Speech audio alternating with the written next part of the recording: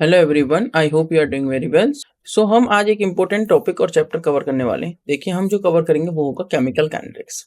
Last class में मैंने आपको केमिकल काइनेटिक्स के बारे में इंट्रोडक्शन दिया था, रेट के बारे में बताया था, रेट लॉ के बारे में बताया था, साथ में यूनिट्स ऑफ रेट कांस्टेंट बताई थी, ऑर्डर क्या होता है ये भी बता दिया था, मॉलिक्यूलरिटी क्या होती है ये भी बता दिया था। मैं सिलेबस आपको एक बार दिखा देता हूँ। आप यहाँ पर देख सकते हैं, हमने लास्ट क्लास में डिस्कस कर लिया था रेट ऑफ केमिकल रिएक्शन क्या होता है, कौन कौन से फैक्टर्स रेट को अफेक्ट करते हैं, जैसे concentration, temperature, pressure, catalyst. Elementary and complex reactions क्या होती है, सिंगल स्टेप वाली को एलिमेंट्री बोल देते हैं, कॉम्प्लेक्स जो मल्टी स्टेप में हो, मतलब मोर देन वन स्टेप में हो। Order and molecularity of the reactions, rate law, rate constant and it's units. ठीक है, रेट कांस्टेंट को जिससे हमने के से डिनोट किया था, और उसकी यूनिट जनरल किसी भी कोई भी आपको ऑर्डर मिल जाए तो उसके रेट कांस्टेंट की यूनिट्स आप कैसे लिख पाएंगे। Differential and integral form of zero and first order reactions आज हम कवर करेंगे, their characteristics and half lifes, और the effect of temperature on the rate of reactions, Arrhenius theory, activation energy and its calculation, collision theory of biomolecular gaseous reactions, no derivation. ये syllabus है आपका NEET का। आपको पता है कि 102 question यहाँ से पूछे जाते हैं एग्जाम में, तो ये इंपॉर्टेंट चैप्टर है according to exam point of view. चलिए मूव करते हैं नेक्स्ट बात पर, जो कि क्या है, आज के टॉपिक्स हम क्या क्या कवर करने वाले हैं। तो आज जो हम टॉपिक्स कवर करेंगे वो कुछ इस तरीके से हैं, आप यहाँ पर देख सकते हैं। हम कवर करेंगे algorithm to find integrated rate law. तो हम मेनली आज रेट लॉ क्या पढ़ेंगे, derivations of rate laws, zero order और फर्स्ट ऑर्डर की। ठीक है, तो जीरो ऑर्डर रिएक्शन, उसके बाद integrated rate law derivation, alternative to find integrated rate law, zero order graph, example of zero order reaction, first order reaction, derivation of integrated first law, alternative to find integrated rate law, जिसमें first order graph, gas phase first order reactions, examples of first order reaction, pseudo first order reactions, illustration of pseudo first order reaction, और half life reactions, दोनों की, half life of first और half life of zero order reaction. चलिए move करते हैं, algorithm to find integrated rate law. Algorithm, so first of all हमें क्या करना है, differential form of rate law लिखना है। Differential form of rate law आपको पता ही होता है। जैसे कि मान लीजिए, मैं कह रहा हूँ ए से रिएक्शन को जा रही है बी, और मैं कह रहा हूँ रिएक्शन है आपकी फर्स्ट ऑर्डर की। किस ऑर्डर की? फर्स्ट ऑर्डर की। तो आप इसकी डिफरेंशियल फॉर्म कैसे लिखेंगे, minus D A by D T is equal to होगा plus D B by D T. ये तो है इसका रेट, ये क्या है इसका रेट। ठीक है, फिर इसको रेट लॉ के अकॉर्डिंग भी लिखेंगे इसका rate. Rearrange the equation such that the one with the same coefficient are on the same side, एक साइड आ जाए सेम कोफिशिएंट, और इंटीग्रेट बोथ साइड, और प्रॉपर लिमिट्स रखेंगे, और फाइनल इक्वेशन हमें मिल जाएंगे। चलिए करके दिखाता हूँ मैं आपको। जैसे कि मान लीजिए जीरो ऑर्डर रिएक्शन आपको करनी है। जीरो ऑर्डर का मतलब है इस रिएक्शन का जो ऑर्डर है वो जीरो है। ऑर्डर क्या है, जीरो, मतलब एन की वैल्यू क्या है, जीरो। अभी एन क्या है, एल एम एन, एक मैंने फॉर्मूला आपको बताया था, L M N minus one second inverse. ये क्या है, litre per mole N minus one second inverse. अगर मैं यूनिट पूछूँ जीरो ऑर्डर की तो क्या होंगी, अगर यहाँ पे आप जीरो पुट करेंगे तो जीरो माइनस वन क्या हो जाएगा, माइनस वन। तो यूनिट क्या बन जाएगी, मोल पर लीटर सेकेंड इनवर्स। ठीक है, mole litre inverse second inverse. Zero order reaction means that the rate of the reaction is proportional to zero power of the concentration of the reactant. मान लीजिए एक मैं रिएक्शन कंसिडर करता हूँ कि reactant से जा रहे हैं हम प्रोडक्ट, रिएक्टेंट से जा रहे हैं अगर हम प्रोडक्ट, अगर मैं इसका रेट लॉ लिखता हूं अकॉर्डिंग टू रेट लॉ, तो वो क्या हो जाएगा, और डिफरेंशियल रेट लॉ के अकॉर्डिंग भी, minus D R by D T, D concentration of R by D T is equal to K, और कॉन्सेंट्रेशन ऑफ आर की पावर जीरो। यहां पे के क्या है, रेट कांस्टेंट,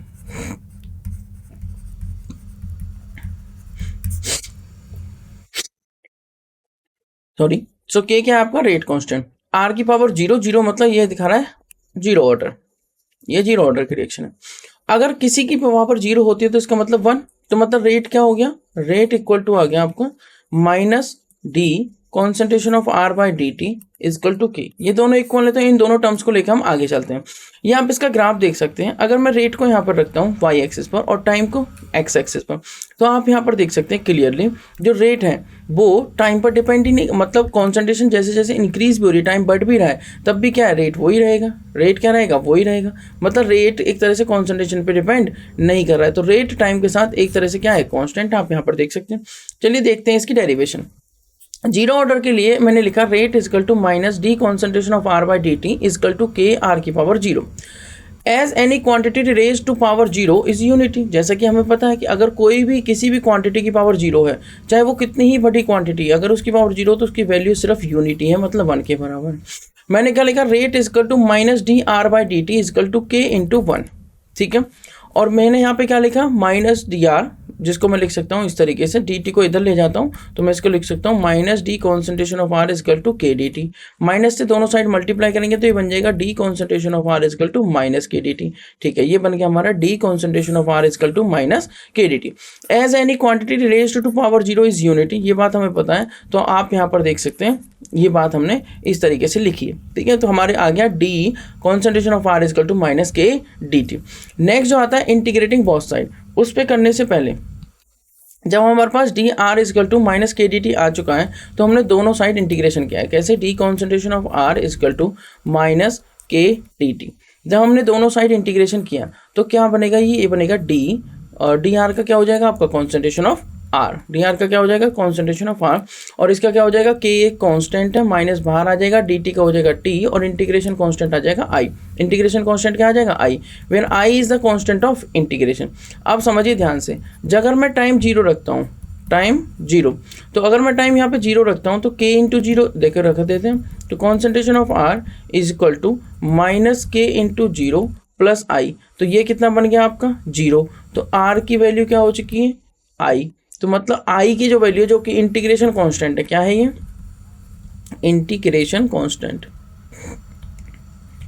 सी भी रख सकते हैं आप, इंटीग्रेशन कांस्टेंट। ठीक है, तो आई इंटीग्रेशन कांस्टेंट की वैल्यू कितनी आई आर, इस इक्वेशन को मान लेता हूँ 1, आई की वैल्यू पुट करते हैं इक्वेशन नंबर 1 में। तो देखो यहाँ पे आर जो है जब टाइम जीरो है तो कॉन्सेंट्रेशन ऑफ द रिएक्टेंट्स, देखो टाइम हमने क्या करा जीरो, तो उस टाइम पे जब हम आर को क्या बोलेंगे, उस टाइम पे आर को बोलेंगे हम आर नॉट, मतलब ये आपकी कॉन्सेंट्रेशन है, और कॉन्सेंट्रेशन जीरो टाइम पे मतलब वो इनिशियल कॉन्सेंट्रेशन होगी, तो आर जीरो, यहाँ पे क्या लिखेंगे आर जीरो, तो ये क्या बनेगा आर जीरो।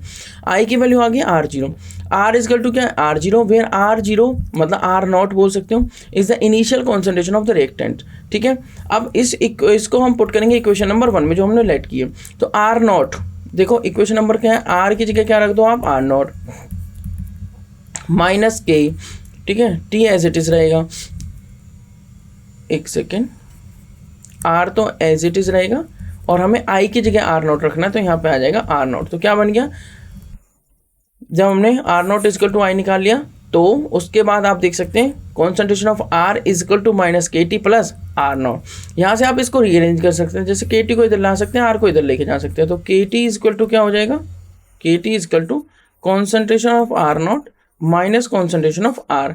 अगर आपको यहाँ से के की वैल्यू निकालनी है तो वो भी आप निकाल सकते हैं, concentration of are not minus concentration of R divided by K. और अगर आपको यहाँ से टी की वैल्यू निकालनी है तो वो भी आप निकाल सकते हैं, concentration of are not minus concentration of R divided by K. इस तरीके से आप इनकी वैल्यूज को कैलकुलेट कर सकते हैं। यहाँ से आप ग्राफ भी बना सकते हैं। देखिए आगे नेक्स्ट पेज पर आप देख सकते हैं alternative to find integrated rate law. अगर आप लिमिट सेट करना चाहते हैं तो लिमिट भी सेट कर सकते हैं। देखो ए नॉट से मतलब इनिशियल कॉन्सेंट्रेशन से कॉन्सेंट्रेशन पे गए हैं टाइम टी पर, यहाँ पर रखा मैंने D concentration of A, zero से लेके 1 पे गया हूँ के डी टी, तो a naught a t d a, k zero से टी, के क्या है आपका इंटीग्रेशन कांस्टेंट डी टी, के को बाहर रख लिया, तो जब इसका इंटीग्रेशन करेंगे तो क्या आएगा कॉन्सेंट्रेशन ऑफ ए, लिमिट क्या है लोअर लिमिट और अपर लिमिट, ये क्या है टी इसका आएगा लोअर लिमिट और अपर लिमिट, ये क्या है यहाँ पे टी, जीरो से टी तक हम क्या कर रहे हैं इंटीग्रेशन कर रहे हैं। जब हमने लिमिट पुट करी तो ये बन गया ए टी माइनस ए जीरो, और ये बन गया क्या के टी माइनस के जीरो, और के जीरो के इंटू जीरो मतलब जीरो, तो ये क्या बन गया के T. A naught minus a T अगर मैं लिखता हूँ ए नॉट को आगे और ए टी को पीछे, तो क्या हो जाएगा इक्वल टू, आप यहाँ पर देख सकते हैं मैंने क्या लिखा है A T minus upper limit minus lower limit is equal to के टी। ठीक है, इजकल टू क्या आया K T, upper limit minus lower limit. अगर मैं आपको लिमिट पुट करके दिखाऊं तो upper limit A T minus lower limit A zero A nought is equal to K upper limit T और lower limit zero, T K into T K T हो जाएगा, तो ए टी इजकल टू के T is equal to के t. तो उसको हम therefore इसको क्या लिख सकते हैं a naught minus a T is equal to के टी। यहाँ से के क्या हो जाएगा, के हो जाएगा आपका a naught minus a T is equal to divide by t, और जिसको हम टी की टर्म्स में कैसे लिख सकते हैं, टी की टर्म्स में लिखेंगे हम a naught minus a t divided by k, a naught minus a t divided by k. ठीक है, नेक्स्ट जो आता है वो क्या है आपका R इजकल टू, जब हम वापस आते हैं उसी पे, तो हमारा जो फॉर्मूला आया था वो क्या आया था, आप यहाँ पर देख सकते हैं। जो हमारा फॉर्मूला है वो आया R इजकल टू माइनस के टी प्लस आर नॉट, मतलब K T is equal to are not minus R. के टी इजकल टू क्या है हमारा, K T is equal to are not minus R, वही तो है। के टी इजकल टू आ चुका है हमारा आर नॉट माइनस आर। जब हम इस बात को सॉल्व करेंगे तो आप यहाँ पर देख सकते हैं। अच्छा, एक चीज़ और, यहाँ पर माइनस के डी टी था, क्या था, माइनस के डी टी, यहाँ पर माइनस चलेगा, जिस वजह से मैंने इसको माइनस से मल्टीप्लाई किया और ये इक्वेशन क्या हो चुकी है, रिवर्स हो चुकी है, क्योंकि यहाँ पे माइनस के टी था। क्लियर। चलिए मूव करेंगे नेक्स्ट बात पर। तो आर इजकल टू क्या है, माइनस के T plus R nought. R nought क्या है आपकी इनिशियल कॉन्सेंट्रेशन, आर नॉट क्या है आपकी इनिशियल कॉन्सेंट्रेशन, और आर क्या है, एक तरह से फाइनल कॉन्सेंट्रेशन या कॉन्सेंट्रेशन एट टाइम टी भी बोल सकते हैं। यहाँ पर आर को रिएक्टेंट लिया गया, वहाँ पर ए को रिएक्टेंट लिया गया था, उससे कोई फर्क नहीं पड़ता। Comparing it with the equation of straight line, तो स्ट्रेट लाइन की इक्वेशन क्या कहती है, y is equal to m x plus c, मतलब y is equal to m x plus c, मतलब इंटरसेप्ट आपका आर नॉट आ गया, मतलब लाइन ओरिजिन से स्टार्ट नहीं होगी, जिसमें एक्स एक्सिस पर हम टाइम को रखेंगे, स्लोप हमारा नेगेटिव होगा माइनस के, और वाई पर हम रखेंगे कॉन्सेंट्रेशन। ठीक है, तो स्लोप आपको दिख रहा है माइनस की, एक्स एक्सिस पर टाइम, और वाई एक्सिस पर हमने रखा कॉन्सेंट्रेशन, जो कि है at time T, concentration at time T. आप इसको आर की जगह आर टी भी बोल सकते हैं। जीरो ऑर्डर की जो रिएक्शंस होती हैं,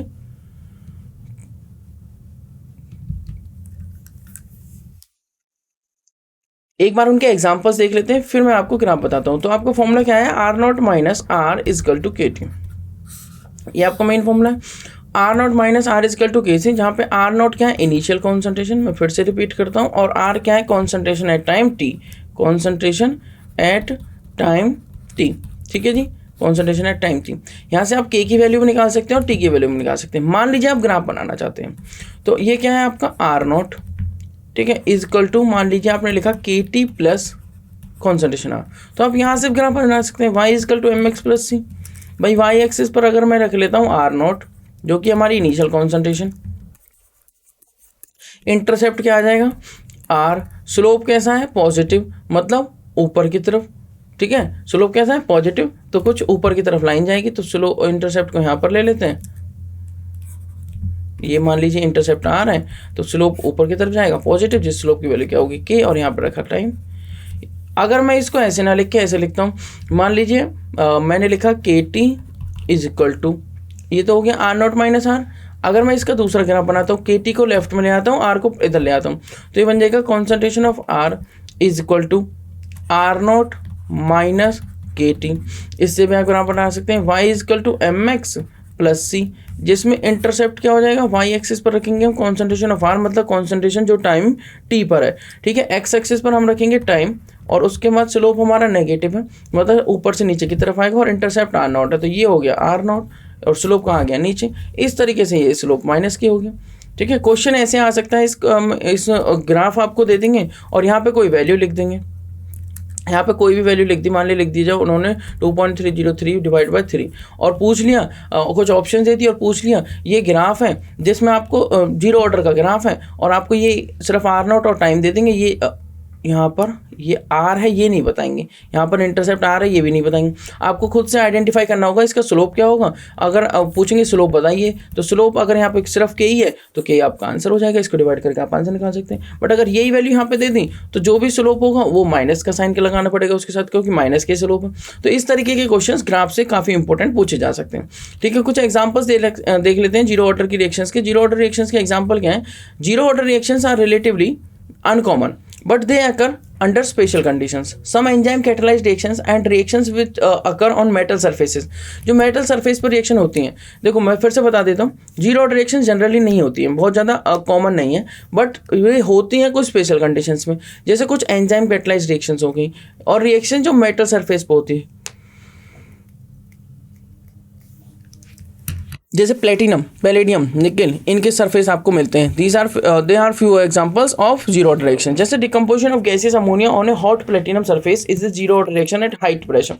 तो अमोनिया का डिकम्पोजिशन करना है हाई प्रेशर टेम्परेचर पे, high temperature, N2 gas plus 3H2 gas. इसका जब हम रेट लिखेंगे तो अमोनिया का जो पावर रहेगी वो जीरो होगी, क्योंकि जीरो ऑर्डर रिएक्शन है, तो ऑर्डर क्या है जीरो, तो एन किसी की पावर जीरो मतलब 1, तो रेट किसके इक्वल होगा, रेट कांस्टेंट के। In this reaction platinum metal act as a catalyst, ये कैटलिस्ट की तरह काम कर रहा है। At high pressure the metal surface get saturated with gas molecules, ठीक है। हाई प्रेशर पे क्या हो जाएगा, जो मेटल सरफेस है, ये मान लीजिए मेटल सरफेस है, तो इस पर गैस क्या हो जाएगी, एक तरह से एब्जॉर्ब हो जाएगी, और इस तरीके से यहाँ पर क्या आ जाएगा, सैचुरेशन आ जाएगा, saturated with gas molecules. So if further change in reaction conditions is unable to alter the but amount of ammonia। अब अगर यहाँ पे चेंज क्या हो चुका है, सैचुरेशन आ चुका है, तो अगर हम फर्दर चेंज करते हैं रिएक्शन कंडीशंस में, तो वो अमोनिया की जो अमाउंट है on the surface of the catalyst making the rate of reaction independent of its concentration. मैं रिपीट करता हूँ, so a further change in reaction conditions is unable to alter the amount of ammonia, जो ammonia का amount है उसको वो alter नहीं कर पाएगा on the surface of catalyst, क्योंकि जब गैस यहाँ पे एड्जॉर्ब हो चुकी है, अमोनिया गैस प्लेटिनम सरफेस पे एड्जॉर्ब जब हो चुकी है, तो सैचुरेशन पॉइंट आ चुका है, ठीक है, on the surface of the catalyst making the rate of the reaction. Next जो बात आती है, making the rate of the reaction independent of the concentration, क्योंकि अगर हम कंडीशंस भी चेंज कर रहे हैं, रिएक्शन की कंडीशंस भी चेंज कर रहे हैं, तो भी अमोनिया की कॉन्सेंट्रेशन इस सरफेस पर चेंज नहीं हो रही है। अगर अमोनिया की कॉन्सेंट्रेशन चेंज नहीं हो रही, तो इसका मतलब रेट कॉन्सेंट्रेशन पे डिपेंड ही नहीं कर रहा है, क्लियर। तो making the rate of the reaction independent of its concentration. Thermal decomposition of HI on gold surface is another example of zero order reaction। Thermal decomposition of HI on gold surface, उसे क्या कह देते हैं हम, zero order reaction का example. चलिए एक और एग्जाम्पल है हमारे पास जिसे हम डिस्कस कर लेते हैं, वो क्या है, हम दो एग्जाम्पल यहाँ पे डिस्कस कर चुके हैं। तो thermal decomposition of HI on gold surface, ये एक और एग्जाम्पल है किसका, जीरो ऑर्डर रिएक्शन का। अब आते हैं नेक्स्ट आती है आपकी फर्स्ट ऑर्डर रिएक्शन। तो मैंने आपको जीरो ऑर्डर रिएक्शन के ग्राफ बता दिए, मैं एक बार क्विकली बता देता हूँ, जीरो ऑर्डर रिएक्शन को एक बार रिव्यू कर देते हैं, रिकॉल करते हैं सारी पॉइंट्स को। Zero order reaction, zero order reaction में आपने देखा कि हमारा जो फाइनल फॉर्मूला आया वो आया R0 माइनस R, जो कि R8 टाइम T भी हो सकता है, इजकल टू KT। यहाँ से आप क्या कर सकते हैं, डिफरेंट फॉर्मूलेज बना सकते हैं। जैसे आप यहाँ से K की वैल्यू निकाल सकते हैं, तो वो आ जाएगा R0 minus R is divided by T। यहाँ से आप T की वैल्यू निकाल सकते हैं, तो जो आ जाएगी R0 minus R divided by K और T की वैल्यू निकाल सकते हैं। सेकंड आप यहाँ से ग्राफ बना सकते हैं। देखो एक ग्राफ तो सिंपल हो गया कि रेट और टाइम की रेस्पेक्ट में, अगर मैं यहाँ रेट रखता हूँ, यहाँ टाइम रखता हूँ, या कॉन्सेंट्रेशन और टाइम रख लेता हूँ, यहाँ पे कॉन्सेंट्रेशन भी रख लेते हैं, तो कॉन्सेंट्रेशन टाइम के साथ क्या रहेगी, इस तरीके से चेंज नहीं होगी, इस तरीके से चेंज नहीं होगी। तो रेट क्या है, एक तरीके से कॉन्सेंट्रेशन पे डिपेंड नहीं कर रहा है। आप यहाँ पर देख सकते हैं जो रेट है वो टाइम के साथ चेंज नहीं हो रहा है, कॉन्सेंट्रेशन पे डिपेंड नहीं, मतलब मैं क्या कहना चाह रहा हूँ, जो रिएक्टेंट है उनकी पावर क्या, जीरो, तो रेट है वो टाइम के साथ चेंज नहीं हो रहा है। दूसरी क्या बात आती है, वहाँ पे एक ग्राफ बना लेते हैं कि R0 minus R is equal to क्या लिखा मैंने, KT। तो मैं इसका ग्राफ बना सकता हूँ किस तरीके से, एक तरफ एक R0 रख लो और उसको उधर ले जाओ कि KT प्लस R। मैंने एक ग्राफ तो ये बनाया कि Y is equal to MX plus C होता है। दूसरा आप ग्राफ बना सकते हो कैसे, आप R को कहाँ पे रखो, यहीं पे रखो, और R0 को उधर ले जाओ। मतलब आपने क्या किया, R को ले गए मान लीजिए राइट हैंड साइड और KT को लिया लेफ्ट हैंड साइड, तो R0 माइनस KT, ये भी तो ग्राफ पॉसिबल है, Y is equal to MX plus C। तो इस तरीके से आप इनके ग्राफ्स बना सकते हो। ये मैंने आपको जीरो ऑर्डर के ग्राफ, एग्जांपल और डेरिवेशन और फॉर्मूले सारी बातें दे दी। इसकी हाफ लाइफ भी हम डिस्कस करेंगे, पर पहले हम डिस्कस करेंगे फर्स्ट ऑर्डर रिएक्शन, फिर दोनों की हाफ लाइफ एक साथ करूंगा, क्योंकि हाफ लाइफ का मतलब है जिस टाइम पे कॉन्सेंट्रेशन हाफ होगी हो, टाइम हाफ नहीं हुआ हो, कॉन्सेंट्रेशन हाफ हुई हो।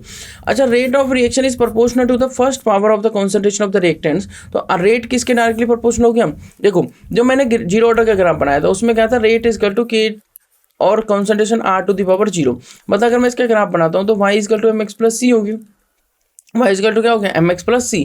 अगर Y एक्सिस पर मैं रेट रखता हूँ और X एक्सिस पर कॉन्सेंट्रेशन रखता हूँ, ठीक है, X एक्सिस पर क्या है कॉन्सेंट्रेशन, इंटरसेप्ट क्या है 0, स्लोप क्या आएगा K, तो इंटरसेप्ट 0 है, तो लाइन ओरिजिन से स्टार्ट तो हो जाएगी, बट क्या होगा, डेफिनेटली स्लोप क्या होगा K, और कॉन्सेंट्रेशन की पावर 0 है, तो कॉन्सेंट्रेशन पे वो डिपेंड नहीं करेगी। तो इसलिए जो लाइन है वो कुछ इस तरीके से जाएगी जीरो ऑर्डर केस में। किसकी केस में, जीरो ऑर्डर केस में टाइम के साथ वो चेंज नहीं होगी। अगर आप इसी का ग्राफ बनाते हैं, देखो अगर आप इसी का ग्राफ बनाते हैं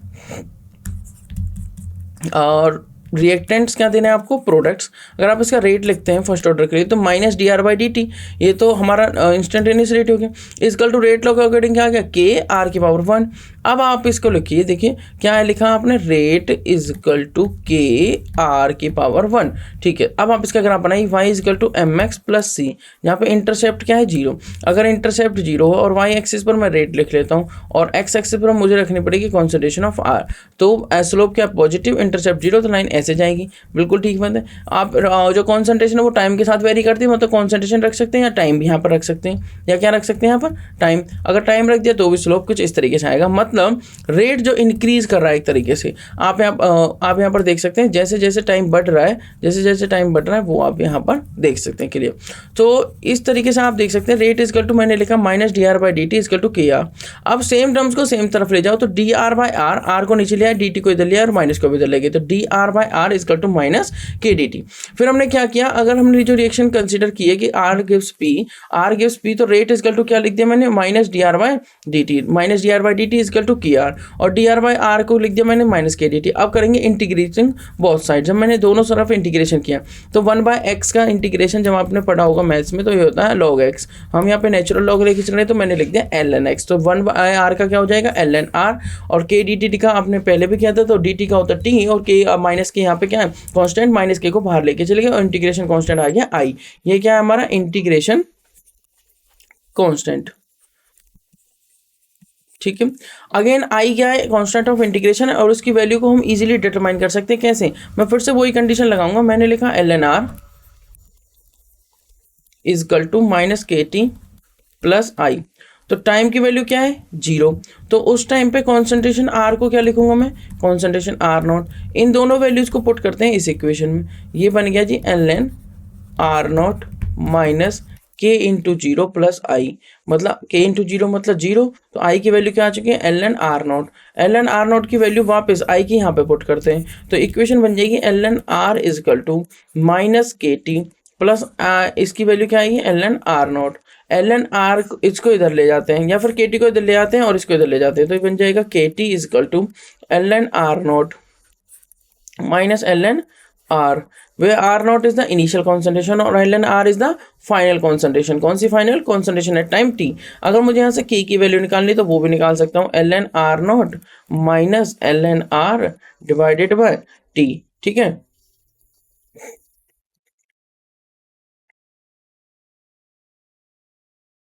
ठीक है, ln आर नॉट मैं कहाँ पे था, एक बार वो देख लेते हैं, ln r not minus ln r divided by t, इस तरीके से के की वैल्यू आ जाती है।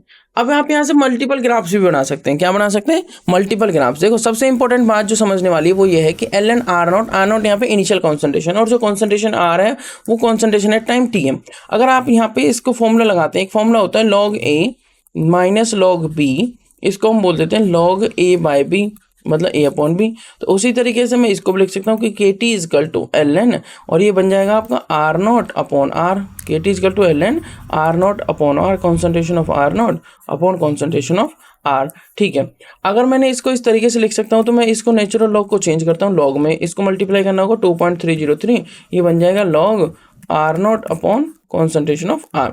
अगर मैंने ऐसे लिखा है तो मैं इसको ऐसे लिख सकता हूँ कि equal to 2.303 by t log r naught upon r, और मैं इसको इस तरीके से लिख सकता हूँ कि t equal to 2.303 by k log r naught upon r, ये भी लिख सकता हूँ।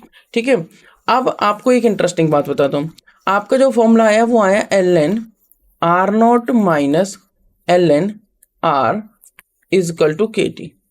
ग्राफ यहाँ से भी बना सकते हैं, y is equal to m x plus c. आपने क्या किया, देखो कितने भी ग्राफ बना सकते हो, आपको स्ट्रेट लाइन का ग्राफ बनाना है तो ln r not minus ln r को आपने लिखा x y एक्सिस पर, और कोई भी ग्राफ आपको एग्जाम में मिल सकता है, आपको आइडेंटिफाई करना है वो ग्राफ किसका है। लॉग का जो ग्राफ होता है वो मोस्टली फर्स्ट ऑर्डर का रहेगा। ठीक है, और ये आप देखिए टाइम यहाँ पर रहे, और स्लोप क्या है पॉजिटिव, इंटरसेप्ट क्या है 0, तो लाइन यहाँ से स्टार्ट होगी, तो स्लोप कैसा पॉजिटिव की। ग्राफ आपको आइडेंटिफाई करना है क्योंकि वो वैल्यूज लिख के रखेगा, यहाँ पे कोई वैल्यू लिख देगा और आपको ग्राफ को आइडेंटिफाई करना है, सारी वैल्यूज लिख देगा, बोलेगा फर्स्ट ऑर्डर का ग्राफ है और मुझे कॉन्सेंट्रेशन बताइए। तो किस तरीके के क्वेश्चंस आपसे पूछे जा सकते हैं। दूसरा क्या है, दूसरा ग्राफ कैसे बनाएंगे, इसको चेंज कर दो। कैसे में चेंज कर दो, देखो ln r नॉट को चेंज करो तो बन जाएगा 2.303 log r नॉट, और अगर ln r को चेंज करो ln r को तो ये बन जाएगा 2.303 log r। क्या बन जाएगा 2.303 log r इक्वल टू क्या है kt। अब 2.303 कॉमन ले लेता हूं तो ये बन गया log r naught minus log r, और जो मैंने 2.303 यहाँ पे कॉमन ले रहा हूँ वो कहाँ पे ले जाऊँ मैं, kt के नीचे, तो ये बन जाएगा log r naught minus log r equal to kt upon 2.303। फिर से एक ग्राफ बना सकते हो। देखो क्या ग्राफ बनेगा, ग्राफ ये कहना है कि y इक्वल टू, ठीक है, y equal to mx plus c, intercept फिर से 0, पर y एक्सिस पे क्या है आपकी बात, y एक्सिस पर है आपका log r naught minus r। मैं सीधा ग्राफ देख के बता सकता हूँ स्लोप क्या होगा, क्योंकि log r naught minus r तब आया जब स्लोप के नीचे 2.303 गया होगा। टाइम तो x एक्सिस पर है, और इंटरसेप्ट कैसा पॉजिटिव, स्लोप की वैल्यू कितनी k अपॉन 2.303। बिल्कुल ठीक बात है, k अपॉन 2.303 आपको क्या हो गया m, जो कि क्या है आपका स्लोप, और टाइम किस पर है, x एक्सिस पर, और इंटरसेप्ट क्या है 0। आप इससे और भी ग्राफ बना सकते हैं, जरूरी नहीं सिर्फ यही ग्राफ बने, आप इससे और भी ग्राफ बना सकते हैं। देखिए कैसे, अगर आपने लिखा ln r naught minus ln r equal to kt, अब आप क्या करेंगे, आप कह रहे हैं कि मैं इसको फॉर्मूले को लिखता हूँ उस फॉर्म में, इस फॉर्म में ln r naught upon ln r equal to kt। आप कह रहे हैं ग्राफ बना दीजिए, तो y equal to mx plus c का ग्राफ आ जाएगा। ग्राफ कह रहा है y एक्सिस पर है हमारा ln r naught upon r, और x एक्सिस पर हमारा क्या है टाइम, और इंटरसेप्ट क्या 0, तो लाइन कैसी आ जाएगी ओरिजिन, जिसमें स्लोप क्या होगा, स्लोप होगा आपका पॉजिटिव का k। ठीक है, नेक्स्ट कह रहा है कि अगर ln को चेंज करते हैं इस इक्वेशन में 2.303 से मल्टीप्लाई करके log में, तो कह रहा है कि log r naught by r क्या हो जाएगा minus kt, log r naught upon r, जो r है वो है कॉन्सेंट्रेशन एट टाइम t। मैं फिर से रिपीट कर देता हूँ, एट टाइम t, तो ये क्या होगा आपका एट टाइम t की जगह यहाँ पे आ जाएगा kt। क्या आ जाएगा kt। जब kt यहाँ पे आ चुका है तो आप इसको क्या करेंगे, log r naught upon concentration r equal to k upon 2.303 multiply with t। अब आप इसका ग्राफ बना सकते हैं, y equal to mx plus c, slope कौन है k अपॉन 2.303, x पर कौन है टाइम, और y पर कौन log r naught by r। Same दिख रहा है आपको, कुछ सेम दिख रहा है, थोड़ा सा डिफरेंस है, बस log r naught upon r, और y की वैल्यू y एक्सिस पर हो गया, टाइम कितना है x एक्सिस पर, और स्लोप कैसा पॉजिटिव, जिसकी वैल्यू कितनी है k अपॉन 2.303।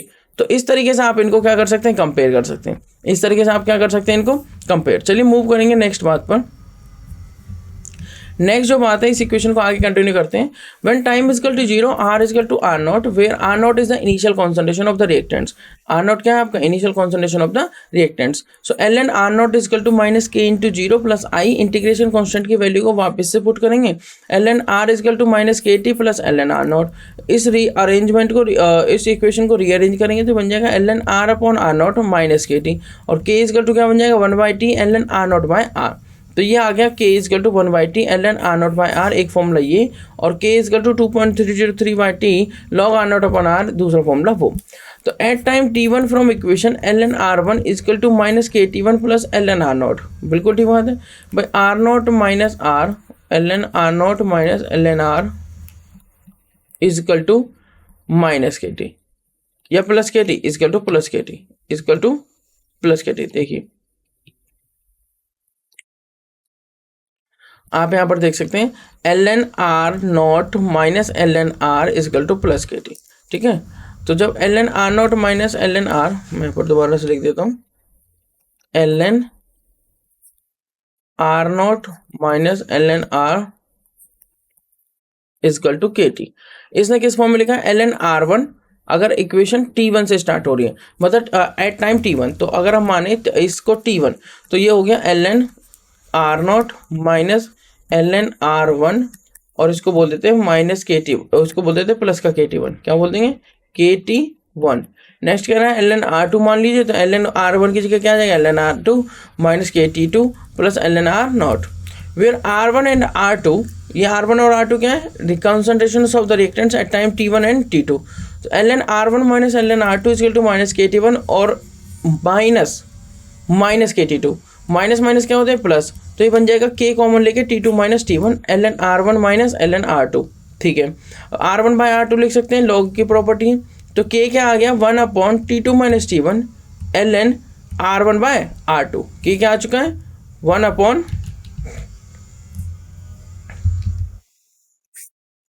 आप यहाँ पर देख सकते हैं कि आपका क्या आया 1 upon t two minus t one l n r one by r to.